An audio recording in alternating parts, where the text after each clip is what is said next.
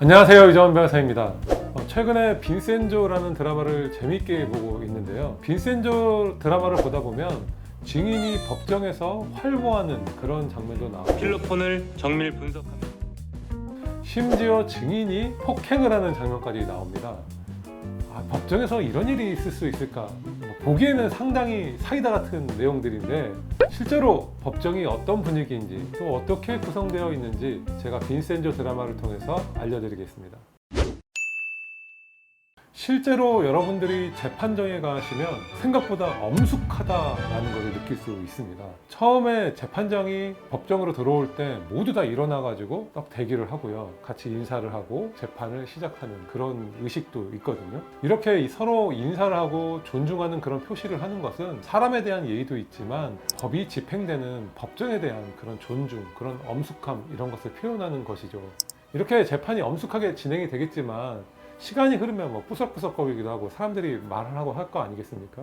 어떻게 또 이렇게 쥐죽은 듯이 조용하게 엄숙하게 진행이 될까요? 바로 그것은 법정의 경위 때문입니다. 조금이라도 이렇게 이상한 행동을 하거나 약간의 소란만 생겨도 법정 경위가 다가와가지고 이렇게 하시면 안 됩니다. 조용히 하십시오. 이렇게 권유를 하거든요. 그 제재에 다들 따르다 보니까 재판정은 항상 조용한 분위기, 엄숙한 분위기가 유지되게 됩니다. 저도 실제로 이제 의뢰인하고 방청석에 앉아서 사건 관련된 얘기 조금 이렇게 할 때가 있거든요. 그런 경우에 법정 경위가 와가지고 조용히 하십시오. 나가서 얘기하십시오. 이런 얘기를 하거든요.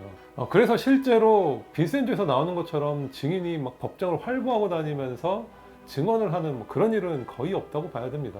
그런 일이 발생하기 전에 법정 경위가 와서 제재를 할 것이기 때문이죠. 법정에서는 이제 법정 경위가 이렇게 사람들을 제재하고 하는 역할을 하지만 이런 권한의 핵심은 재판장이 갖고 있는 질서유지 명령권입니다.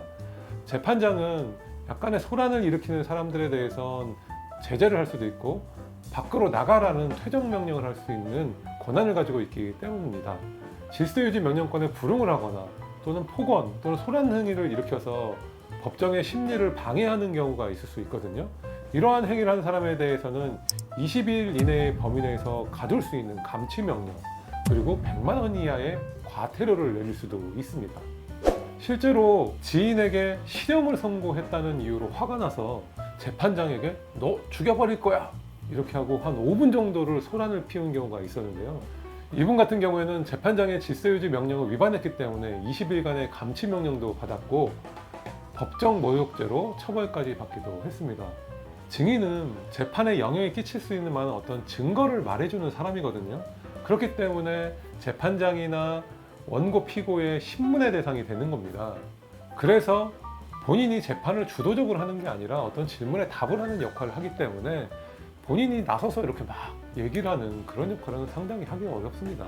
빈센조 드라마에서는 재판장이 질서유지권을 잘못 행사한 것이고 사전에 법정 경위도 어떤 역할을 하지 못한 것이니까 자기 역할을 했다고 볼 수는 없는 것이죠.